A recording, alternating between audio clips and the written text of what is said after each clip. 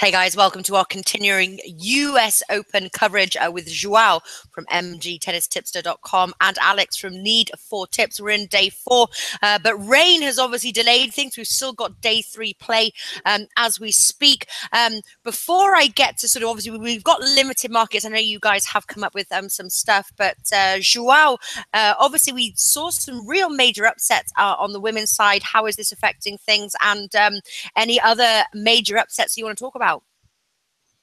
Now, on the men's side, we had one big surprise today. Nick Kyrgios lost against John Millman in a match where Kyrgios struggled with a right shoulder injury. He couldn't serve at his best, and he got very frustrated with that and lost that match against... Broke his racket, yeah, broke his racket and stuff like that. It was a really good scene on the pitch.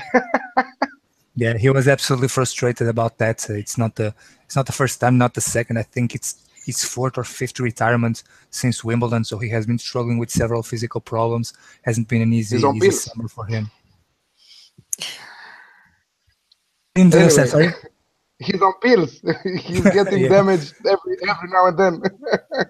Most of the times, the best decision is to stay away for a couple of months, like most of the top players are doing now, instead of forcing his body and several retirements. But that has been the major upset on the men's side. Also, Roger Federer had a very tough debut against Francis Tiafoe, needed to play 5 sets, but managed to get the win. But the biggest upset so far has been Kyrgios. Yeah, that's right. Roger Federer obviously is the favourite to win still. How do you think his debut performance has sort of, would it make you confident if you had money on him? Alex, I know you're a FedEx fan. What are your thoughts? Yeah, absolutely. I saw the match last night because my baby girl wanted me to stay awake at that hour late at night. So I had to do something, so I was watching Federer. So, yeah, great performance by Federer, incredible game by the from the American youngster, Francis Tiafoe. But I think that that doesn't prove anything. 5-setter for Federer, it's okay. Tomorrow I will take him with -7.5 on the Asian handicap against Mikhail Yuzny at 1.73, despite playing a 5-setter yesterday with the youngster. All right, you think maybe that was a warm-up. He's going in there. That's your bet there for day 4. Joao, men's side. What are you looking at? Any matches are you looking at with value? Any games you've got your eye on? Take us through what you've got. Tomorrow, as you mentioned, we not only have day 3 matches taking place, but we still have day 2 matches taking place. So the tournament is very slow due to the rain delay. We only have a couple of lines for tomorrow. As Alex mentioned, I think that spread is a pretty good approach on that match, because Federer is well aware, although that after playing 5 sets, he needs a short match against Yuzny if he wants to reach the final stages of the competition in the best physical condition. Also, usually at the age of 34, 35, is not the same player. He rarely wins matches. He won against Blaskavcic in the opening round because he's a challenger player. He's not at this level, so it's not a victory that we can give much credit to Yuzny. And I also agree with that line. I haven't checked yet because I'm only looking at Pinnacle prices, and at this moment they only have the money line prices. I have that line on Marathon at -7.5. There are a few options to choose from tomorrow, and our options are limited. But exactly like Adam Lopez is saying on the live chat, for Federer yesterday, serving wasn't great in the beginning and definitely made a few uncharacteristic errors. For sure that, like Natalie, like you said, it was the first match. It was a pre-tournament match from my point of view, so he will not repeat the same errors like he did in the first match. Yeah, you were saying, Joao? I think will be tough to get those lines on Pinnacle. I think the spread will be higher than that, around -8.5, -9, but -7.5 at that price on Marathon for those who can bet there. Although it's not very easy to bet there, but it's a huge opportunity. I think it has massive value. On other matches we work with what we have, Joao. We cannot work with the different stuff. Yeah, exactly. About other matches that we have available at this moment, I think we'll have a very interesting contest between Yuki Sugita and Leonardo Mayer. Meyer lost in the qualifying, but got a place in the main draw, and as a lucky loser. And today he surprised Richard Gasquet. Was a very good match from him. He's playing well in recent months. He's a player who likes to compete on the big stages, although he has been quite poor in recent years. But throughout 2013, 2014, and even I think in the start of 2015, he did some great campaigns on Grand Slam events. And although Sugit is playing well also in 2017, I think that Meyer presents the value here. He's at 2.12 on Pinnacle. I think the price already dropped a little since the opening odds, but I believe that the Argentinian should be a slight favorite here, around 1.9, 1.95. So there's definitely value here for the Leonardo Meyer to win this match. I'm going against you there. I'm going with the Japanese. I'm going with Sugita. I really trust the Japanese firepower. He looks really strong. I like him a lot. I think that Richard Gasquet wasn't at his best level against Meyer today, but I think that the Japanese will do his magic. Yoko Topigeri tomorrow and will win against Meyer. There we go, head to head. Moving on, women's singles, looking for the value plays and best bets. Obviously, we've still because of the rain, some matches are taking place. Alex, what do you like on the women's side? I love that comment from Robinson Yepes. So we go act like Maria, Mrs. Steal Your Boy Sharapova isn't bake. Yeah, she's bake. She's back and bake, actually. Mentally, she's really strong. Physically, it looks like she's in the best shape of this year till now. She won an incredible match against Simona Halep, number 2 in the world. So she will go with confidence. The match against Timea Babos is starting in 5 minutes from now, and I think that we should take Sharapova 2 straight sets if you can find a really good odd for that. But for tomorrow, I have two tips from Romanian players.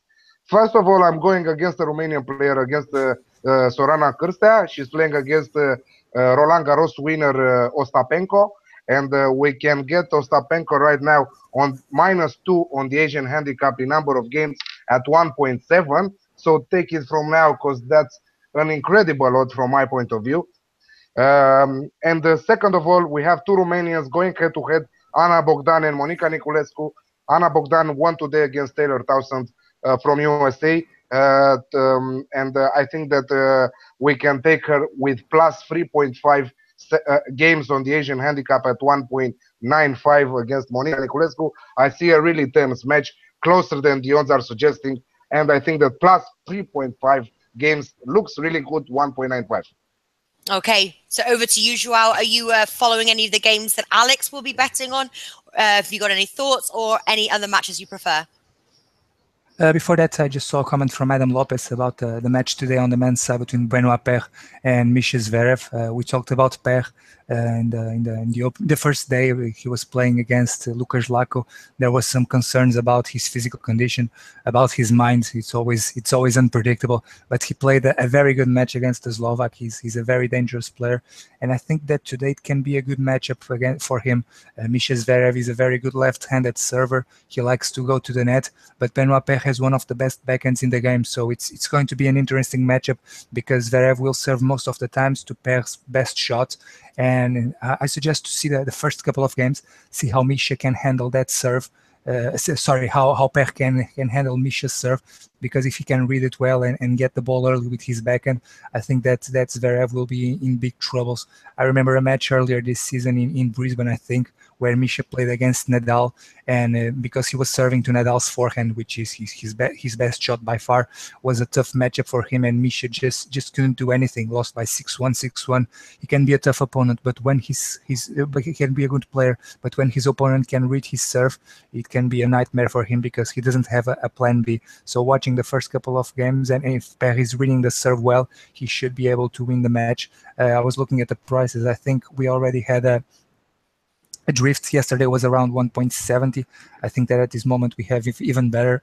Let me just check, 1.80. I think around that. It's the best price on the market. On Pinnacle we have 1.78. I think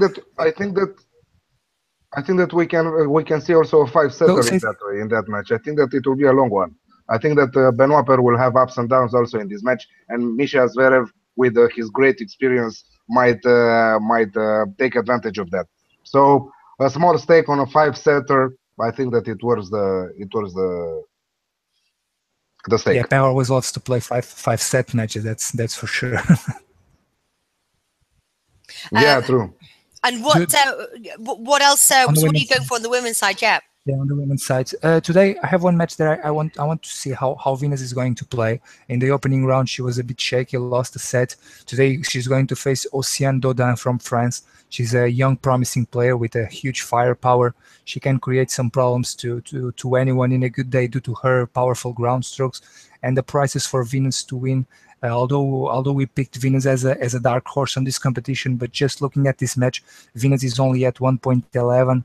I think that Dodin can create some problems here. Not sure if she can cover her spread, but looking at at least one set, she should give a good fight. So if the first set goes easily to Venus, the second one, Dodin should create some problems. So keeping an eye on this match, because Dodin should create some problems at some point on Venus, and it wouldn't be a huge surprise if Dodin wins one set.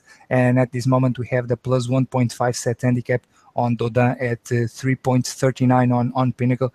It's a huge price on my opinion. For tomorrow, as it happened on the men's side, we don't have many matches available to bet on. The one that Alex mentioned between Ostapenko and Sorana Cîrstea, I think it's going to be a very interesting contest. Both have a huge firepower. I think that Ostapenko will emerge victorious. Not sure if the spread she can cover, because we saw in the first round that Ostapenko has a lot of ups and downs. She won like the first set 6-2, then lost the second 6-1, and won the third 6-1. So anything can happen on a set with Ostapenko. We are talking only about 2 games here, minus 2 games on the Asian handicap. How not to cover that if she wins? Only if she loses a set 6-0. Come on. What we are talking about? That can happen. That can happen. That can happen always, because each set is independent. That can always happen. I rather just stick with the money line here. I think that Ostapenko will win, but it will be I'll go with a cautious approach. You know that I prefer to go with the money lines. What do you say about Ana Bogdan and Monica Niculescu? Do you think that Ana Bogdan will win this one? To be honest, I haven't seen much of Bogdan. I think that she has a good firepower, but I hate to bet against Niculescu with her game style. with the slice. And slice, she's just so strange, and it's always hard. I don't know. You know that better. How well do they know each other? That should be an important thing. If Bogdan is usually trains with Niculescu, she should know already what to expect from the other side, and that can be an advantage for her, because Niculescu's main weapon is the fact that she's a completely different player from everyone else. So I think that can be an important information. I don't know if you know that. If they usually practice together, if they are good friends, I don't know. We've got Robinson asking, does Elise Cornet have a shot against Petra? Yes, I went yesterday with plus 1.5 sets on the Asian handicap for Alize Cornet. This is by far the worst Grand Slam for Petra Kvitova. She doesn't like to play in the US because of her health problem. She has asthma, and the conditions in New York are not easy for her, and she has a pretty poor record throughout her career on this event.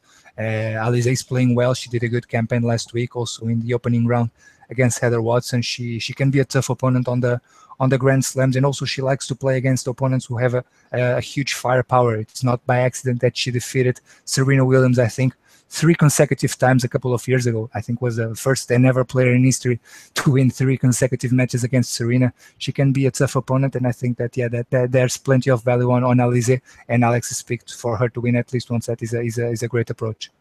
Yeah, so Robinson Yepes, at least one set for Alize. We're not talking about the game spreadsheet. We are talking about plus 1.5 sets on the Asian handicap.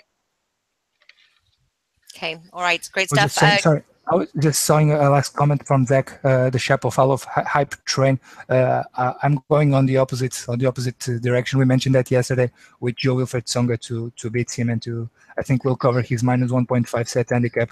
But Shapovalov is playing very well. Should be a pretty interesting contest. But I think that there's definitely hype on Shapovalov, and Tsonga can get the win.